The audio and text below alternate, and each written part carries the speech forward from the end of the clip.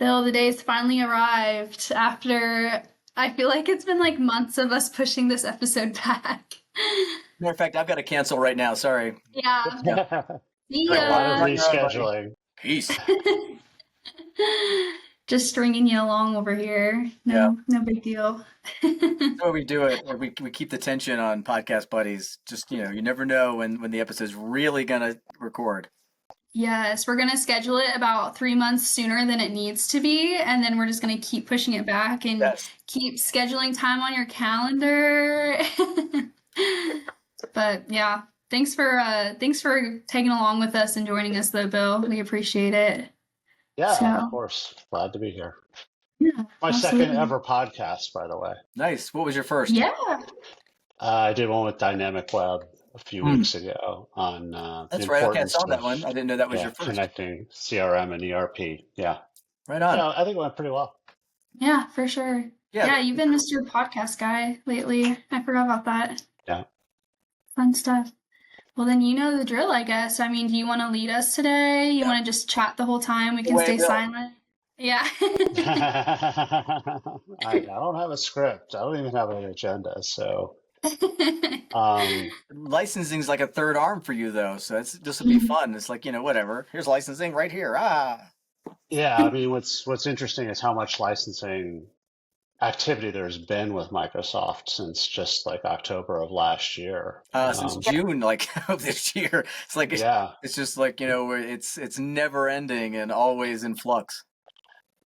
Yeah, well, and they're huge changes, quite frankly. It's not like they've done some little minor adjustments. They've made, large wholesale changes. Yeah, some big stuff coming up. Yep. For sure. So you want to just get into it and Yeah, I was going to say, I was going to start off by saying with the October licensing changes, like you just mentioned, it feels like ever since then, I know like you and Rick at every UG or roadshow we go to, it feels like you guys are just presenting on licensing, which it's a hot topic, obviously. So I'm glad we have you here to kind of spread the word in a different avenue. So I don't know if you kind of want to just dive in on that first, just for the folks that haven't seen your first podcast, just maybe give a little bit of who you are and why we should listen to you. Mm-hmm. Yeah, sure. So my name is Bill Davies. I work with Ellipse Solutions currently. I've been at Ellipse for almost a year, coming up on a 1-year anniversary. Wow. Yeah, I know, it's exciting. Prior to Ellipse, I worked for a large consulting firm, and prior to that, I was with Microsoft for about 6 years. And at Microsoft, my primary role, I was what they called at the time a solution specialist for Dynamics, so covered all of the Dynamics products, pre-sales kind of stuff, as well as all of the licensing that Dynamics people do. So my role here at Ellipse is business development, which does also include licensing. And it's been something that I've been tracking closely. Like you said, Savannah, we've, as a company, been tracking it closely at Ellipse because we do resell Microsoft licenses at Ellipse. So there's a couple different ways you can buy licenses. One is through a CSP, which is what Ellipse is.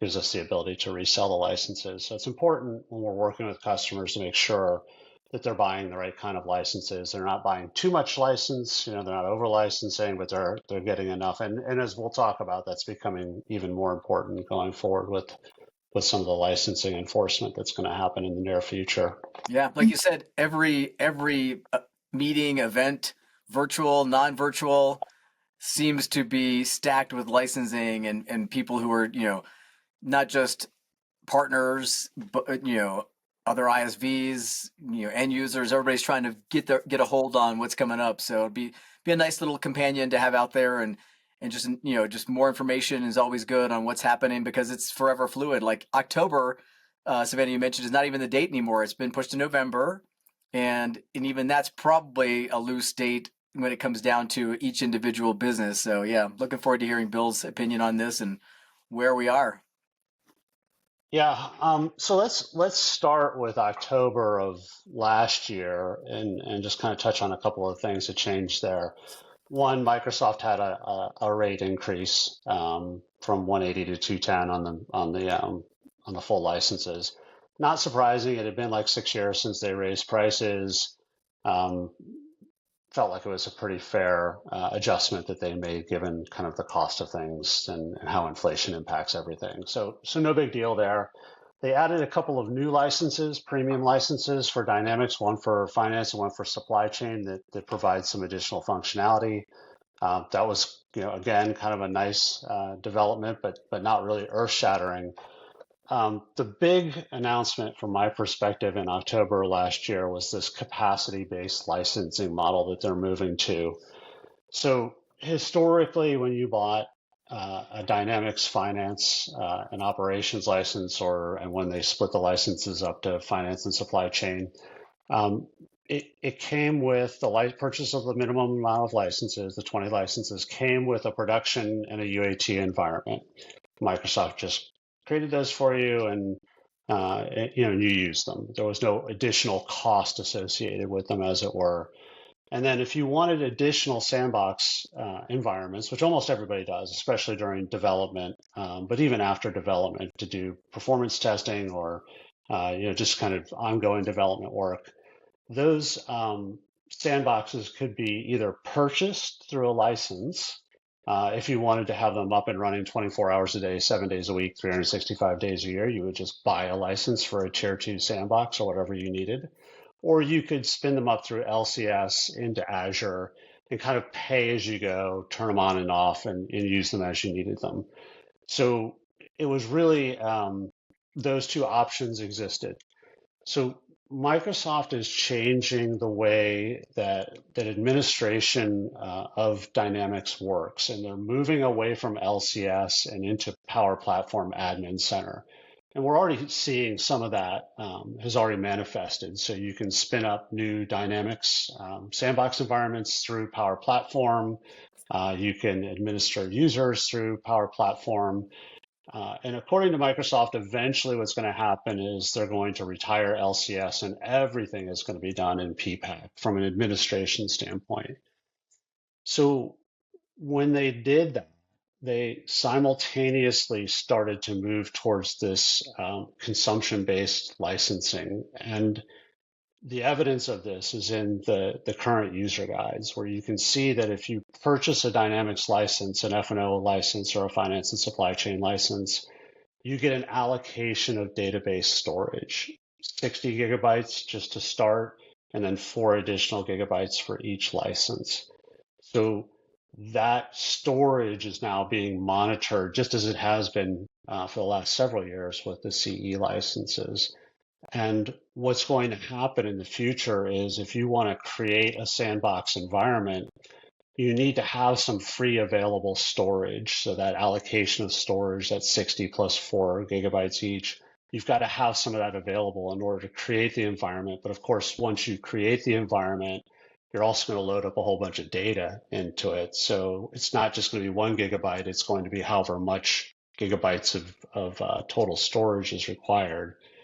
And that is going to be how Microsoft manages and monitors how much things cost. So if you have several sandbox environments, you have a production environment, and you exceed that allocation of storage that you get with the purchase of the licenses, you're going to have to buy more storage in order to maintain those environments. So it's no longer going to be paying for the environment itself. It's going to be paying for enough storage to manage the non-production environment. So it's a pretty significant departure from the way that they've done things in the past, and it's causing our current customers to take a look at how big their databases are, quite frankly. Because if you exceed whatever your capacity entitlements are, you got to buy more storage, and the storage is not inexpensive. So looking for ways to offload the storage into Azure or reduce the number of environments or not do full data loads so that you're not soaking up a whole bunch of storage are all tactics that folks are starting to use,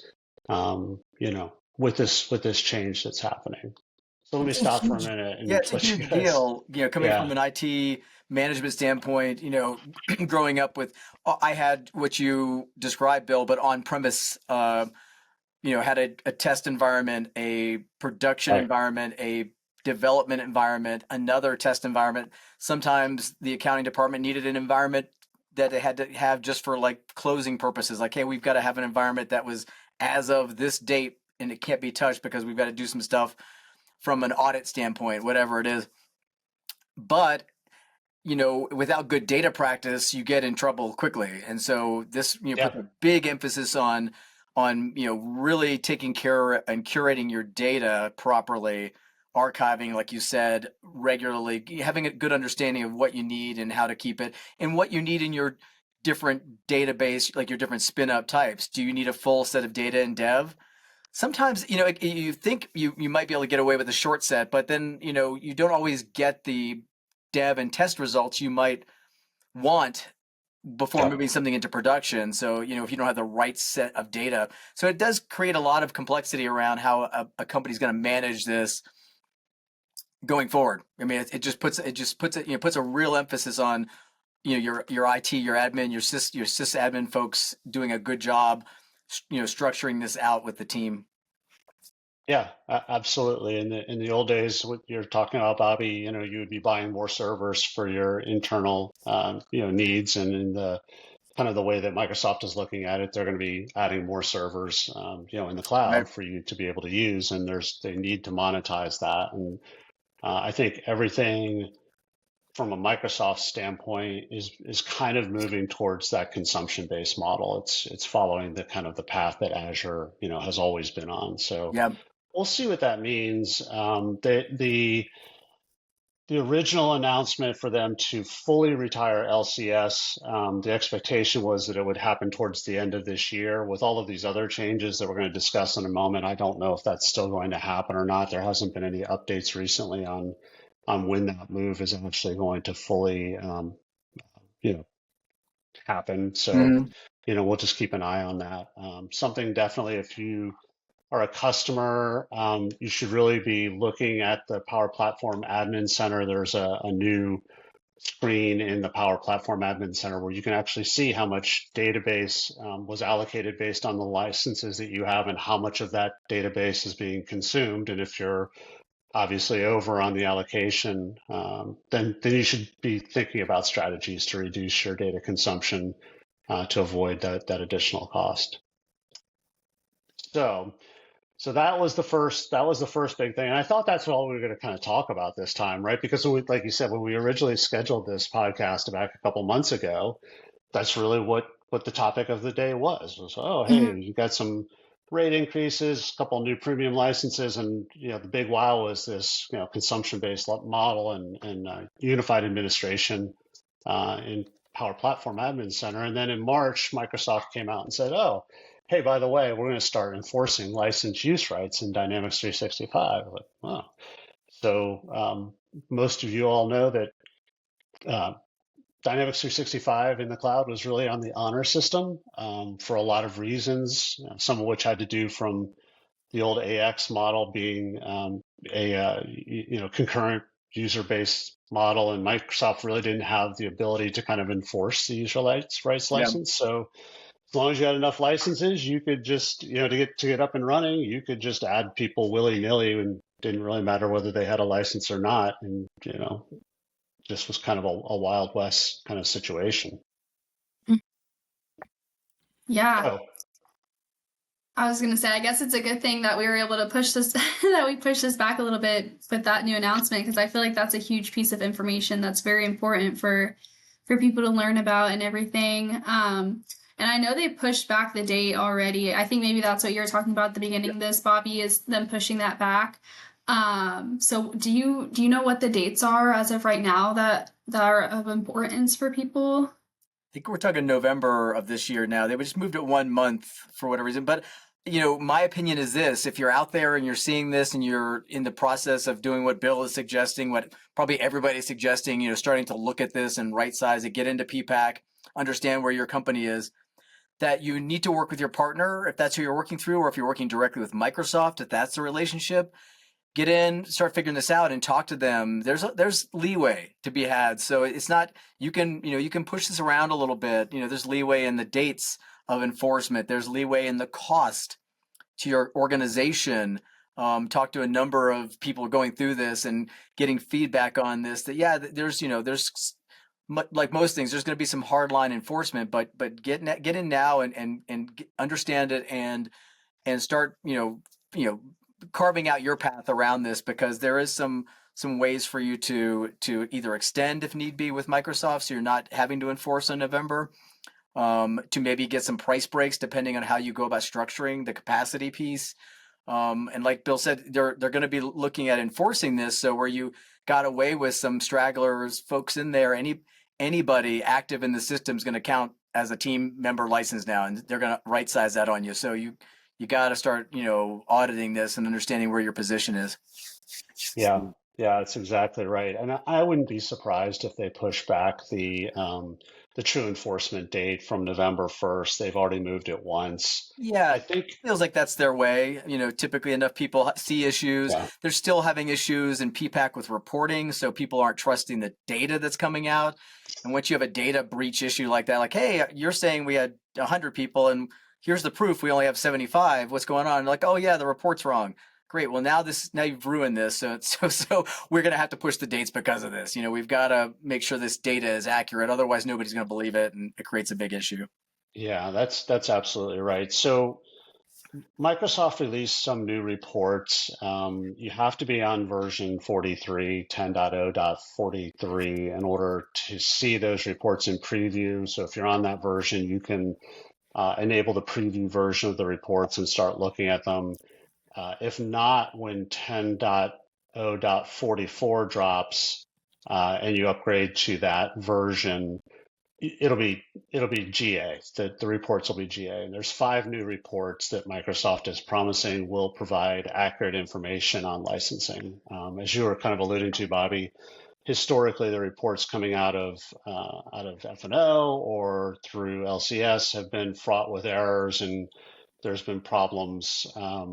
And Microsoft actually recognizes these. I watched a tech talk the other day, so they know that some of the things that were enabled through F&O back when it was operations and supply chain and finance were all kind of lumped in together along with a whole bunch of other things. Some of the use rights that kind of arose at that point in time were hard for them to disentangle so that they could actually track user rights access in the present. So they're working on that. So and I think they're getting close. They've purchased some software to help them define the user rights and to track them more closely.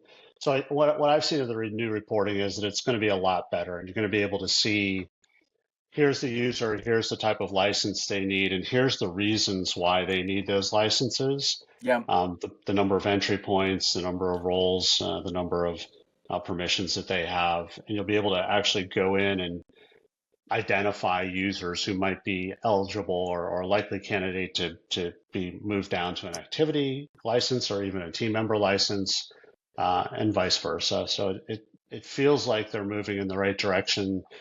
It also feels like to me enforcing it so quickly is gonna probably cause a lot of waves, a lot of conflict, and they'll probably push it back because users will start it's fussing. classic. You throw the flag in the ground, you scare everybody, they get moving, and then you're like, yeah, we're going to move the flag a little bit, but now everybody's moving, right? So you got it moving. And to your point, it is better. Like you alluding back to what you were talking about in 2009 and in 3 and in those earlier versions, it was concurrent licensing, meaning my company bought 70 licenses, and that means anybody can log in anytime. But once you get to 71 people, you can't log in anymore. So that 71st person gets a message that says, sorry, we're already at capacity. So you have to go in and, at a lot of month end, and Bill, you'll appreciate this, salespeople getting in at month end, trying to get their sales in. We would hit capacity because all of a sudden all these salespeople that aren't typically in get in, and they're trying to get their sales orders in. And we would have to go and start kicking people out. Okay, well, Bill hasn't been active for the last 2 hours. We're going to kick him out, and this person can get in. But the bad thing is once you bought, so it's, once we got to a point, it's like, hey, we're bumping up on this licensing count all the time. We buy an additional block of licenses. Now we're up to 100 maybe. You can never go backwards. So now we have 100 licenses, and we have to pay not royalties. You pay a maintenance on these licenses every year. So now we have to pay a maintenance on 100 licenses.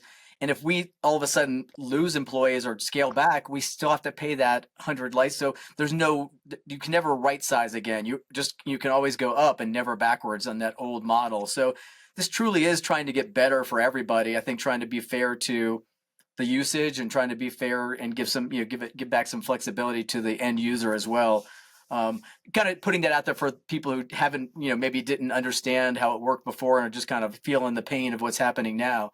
I think it is getting better, and I think it is, it takes some time to even it all out. Yeah, yeah, for sure. I think there's a couple of things that are probably going to happen, and this is why it's important to get prepared early. Quite frankly, is customers, end users are going to find that they either are under licensed or over licensed, right? There's very few that are going to be actually right spot on and have exactly the right licenses and exactly the right configuration.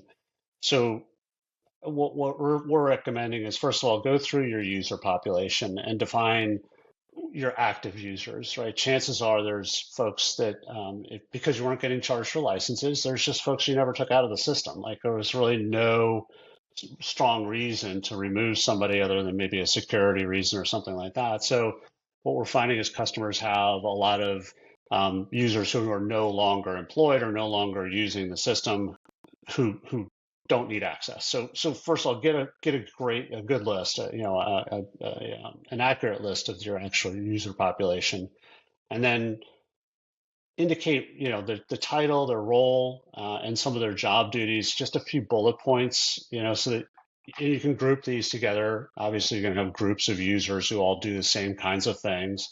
So just kind of document and define what your user population looks like, what their titles are, and what their basic role responsibilities are. And that will go a long way to helping you start to understand how licensing is going to be affected going forward.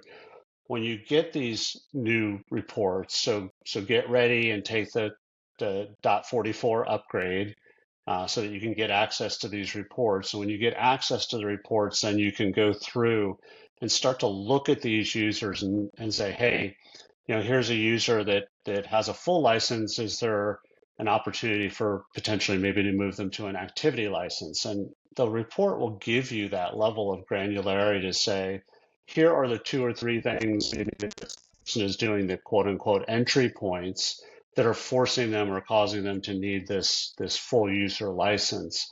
Maybe we can re-engineer that person's position, do some business process type things so that they don't no longer need that same level of access. Or maybe we can consolidate. If I have 10 users who are all doing the same thing, maybe I can just offload that to one of the users to do, and the other 9 folks can have more of a less interactive role in the system and change the licensing that way. So Yeah. there's a lot that can be done. But what we're strongly recommending is don't wait to the last moment, right? Because what's going to happen for most companies is they're going to run out of time. They're just going to buy a bunch of full licenses, which are very expensive, just to make sure that everybody has access. Yeah. And then, like you said, Bobby, they're going to be stuck with those licenses for a period of time, going forward. So, right. Because there's still some proactivity. restrictions around pulling licenses in and out, but you can do it now. But it's just not. I mean, you don't want to get in that situation. You don't want to be that person who forgot to get his real ID, is now stuck at the airport, not able to fly. Don't do that. Get your licenses ready to go now. I was at the airport the other day, and there were people whipping out their passports, and I'm sure it's because their driver's license. Somebody no longer... tried to whip out a Costco card recently. I think they had to put out like Costco cards. Oh my gosh! I saw that. That was pretty funny. Costco is not TSA approved. I when I was back in the olden days when I wrote a lot of checks, like I'm going back 30 years, and you had to present 2 forms of ID when you wrote your check at the local J.C. Penney, and I didn't have 2 forms of ID. And so I was searching through my wallet. I was trying to figure out what I could give this person. I had my license, and that was it. But I did have this novelty Woody Woodpecker club card. And so I pulled it out joking. I was like, well, I've got this. And I swear to you, the lady went, okay. And for the longest time, I had this check where she wrote on it, she had my license, and she wrote, in these days, there was zero care about like data security. Like she wrote my license number on the check. Right. And in the early days, your license number was your social security number. So it gets crazy, right? So she's writing, and then she writes under it, Woody Woodpecker card. And so that was an acceptable form of ID in 1988 at JCPenney in Falls Church, Gosh, Virginia. So what a we've come time a to be long way. alive. Yeah, we've come a long way. Awesome. Yeah, I remember the same kinds of things, quite frankly. If anybody who's of our age who wrote checks back in the day probably Yeah. went through something like that. It was crazy. I mean, I still write a check like once a quarter. I feel like I have to write a check for something, but that's about it. I've got like 20 years worth of checks sitting in my desk drawer because of that. Right, right. We Yeah, very, very actually busy. just ordered a checkbook the other day because we need it to pay like our taxes so we don't have to pay like the maintenance fee online or Right. whatever. Yeah. So, But two things you have to use a check for. Like I had to pay my personal property tax with a check. It's like, yep, okay, I yep. really can't pay this online. Jeez. I We're know. in the Yeah. yeah, we're in the 21st century, people. Come on. Literally. Come I just want to hold my on. phone up in front of the computer and make it pay things for me now. It's like, come on. Yeah, exactly. Goodness. Bill, I feel like you had a cool idea the other week of how to advertise these new licensing changes, and you had a whole video idea on like a cop pulling you over and they're asking you like, "Where's your license?" or whatever. I don't know if you want to expand on that, Yeah, but we were thinking about ways of raising awareness, and Ellipse in the past has been pretty clever with some of the videos that we've done around licensing and just doing things that are a little bit, kind of off the main path. And so yeah, I was thinking about this scenario, where maybe a police officer pulled over a driver and asked for their license, and the driver was like, "Well, I've always gotten on the D365 here. Why, without a license, why do I need a license now?" And the cop kind of busts them on their ability to access the D365 freeway or expressway or whatever. Bad boys. What you Yeah. gonna yeah. do? I love it. Exactly. Yeah. Yes. I mean, it's coming fast, right? November is going to be here sooner than later. And Bobby, to your earlier point, there are there's a grace period that Microsoft is offering to companies that have a renewal between now and September 1st. So if you're in the process of trying to renew your licenses right now, you can take advantage of that grace period and you get an extra year is what you basically get. Yeah. Of course, not everybody's going to be renewing over the next, between now and September 1st. So some other things that are kind of interesting about what's happening. They're not going to enforce this in the government cloud. So if you happen to be a government customer, there's no immediate enforcement. Eventually, they'll, just like all things GCC, they'll come around to figuring out how to enforce it in GCC. But you do get a pass for the short run. There are some other kind of little nuanced things like your system administrators do not need a license Right. in Sysadmins are enforcement. free. Yeah, you get full. Very Yeah. strange. Very strange. Like, what's to keep a company from just having 20 systems administrators? Right. And Yeah. Right. uh, service accounts also do not require a license and will not be enforced. So it does open the door to considering how to use service accounts effectively to not to bypass the need for a license because we don't want to get into that whole multiplexing thing, but to use it effectively. And a lot of times that's something that a partner can help with is make recommendations on, hey, this would be a good place where we could use a service account. It's incredible. Like you just don't know where companies have been, but a service account would run like APIs or things in the background, Right. SQL call, that kind of stuff, and they'll use like Bill's account. Like it's like you go in. When I took over, I had to go in and fix a bunch of stuff where the person had set up a lot of the SQL service accounts with their own you know, Active Directory login. So when we disabled it, all of a sudden a bunch of stuff stopped working. It's like, okay. So you go back and so you go back and create a bunch of service accounts that are running that. So they're always, what they are. Like this service is a SQL call to do this. And so you kind of can track it. So that's what a service account does. But again, auditing that and knowing where those are could be a lead up to, getting Yeah. into this end game in September. Yeah, 100%. Integrations, any kind of notifications, a lot of times service accounts use for notifications Hmm. so that like emails are being sent through a central connection. Um, the external users don't need a license and aren't being enforced. And a lot of this, what I'm telling you guys now, comes out of there's a 5-page frequently asked questions document that Microsoft has published that we can certainly provide a URL to anybody Hmm. who's interested. If they just reach out to Savannah or Bobby or myself, we can make sure you have these materials because it is it's it's important and it's you might as well take advantage of these kind of opportunities that Microsoft is presenting to not pay for licenses Yeah. wherever it's possible. The other thing that's interesting in the short run is it's only licensing enforcement is only going to be done on the production environment. So you won't be audited and you won't be required to have licenses for non-production environments, which was a big question I think that some of our customers had You is, took it. I you took know, that for granted back in the day for sure. Like I when I spun up an environment, I just usually it was for a brief time. My dev environment was just me and a few, programmers, testing people came in and out. yeah, So you're probably not extended past what you normally would in your production, but it's good that they kind of kept that going because that it's like it makes sense. There's no good reason to try to skirt the system there.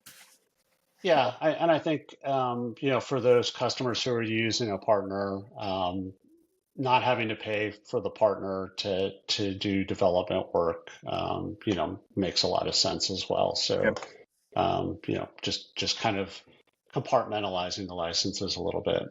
Yeah. So I think those are the big rocks. I would continue to monitor the Microsoft blog post on quote unquote simplifying licensing in D365. I don't know if it's simplifying it or not, but it certainly is changing it quite a bit. Monitor the dates to see if they extend anything and start preparing right away if you haven't already. Definitely start to look into PPAC, get a hold of those reports, document your users, and start to figure out what the cost impact might be, both from a licensing change and also based on that consumption-based license model that we talked about at the beginning. Just a lot of variables, a lot of unknowns, and something to really get ahead of. You don't want to see your D365 mugshot, No. come November. Avoid that. We don't, what the shame, the walk of shame, once you're breaking the licensing laws. Yeah, well, I mean, obviously there's going to be a period of time starting around September where users will be notified if they don't have the right license to access the system. So you'll have a little bit of time to address what's going on, but you don't want to have a situation on November 1st where your operations are disrupted because Yeah. key people can't get in to do whatever it is that their job requires. And going out and purchasing more licenses and getting them provisioned and getting the users, on board can sometimes take a couple weeks. So, Yep. so don't wait till the last minute. For sure. I'm gonna go out and I'm gonna chat GPT Bill's face into a mugshot now that you say it. I'm hoping I was planning a little Great. thing that I wanted to see our podcast buddy, AI is going to have us, Behind mugshot. bar edition. Yeah. Well, I'm proud to say that you won't be able to find one online otherwise. There are no mugshots of Bill Davies in the real world. They didn't put him up back in the day. I understand. It's like it was pre. Right. You had to go to the Back in post the office. prime. Goodness. Well, Bill, I feel like without you having or seeing my agenda, I feel like you went through everything pretty well that we wanted to chat about today. So, Bobby, do you feel like we missed anything? I feel like we hit on all the big changes that have happened or Yeah. are upcoming. So I feel like we'll have Uncle Bill back next month for another update once they change their mind, and every month going forward, we'll just have a little bit of a what you call it a addendum podcast, like yeah, the license there you addendum, go. the 10-minute addendum to what we just talked about. But covered it well. I think the important notes to hit is don't wait. Get Yeah. in and understand where you are now. That's the biggest takeaway. Don't wait. there's a lot going on. Don't wait to learn what's going on. Get into it now. Yeah, yeah, 100%. It's funny. I did a presentation on support, creating an effective support infrastructure at DynamicsCon in Chicago a few weeks ago, which was awesome, by the way. Thank you Yeah. so much, Yeah, you're welcome. Dynamics. Enjoyed having everybody. It was a great event. Love being a part of that from the other side for the first time. Yep. One of the things I talked about in that support um, session that I did was documenting your internal processes, which, as I said today, includes your internal users. Yeah. It's as simple as putting together some Excel spreadsheets and creating some lists. Now, I know you're going to be able to export all this stuff out of D365 in the near future, and do it in a way that's going to be meaningful. So maybe it's just updating those lists and putting some notes in there about user roles and things like that. But it's a great best practice to document and be ready for when things change. So, but yeah, it was great being here. Happy to come back anytime. Just let me know. Yeah. Awesome. Hopefully we won't have to push it back a million times the next time you're on. So Work out. Sweating schedules later. It's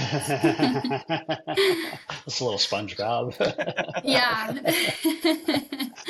Well, awesome. Thank you, Bill, and thank you, Bobby. Talk to you guys soon. Thank you, Savannah. Okay. Thank you, Bill. Bye. Thank you all.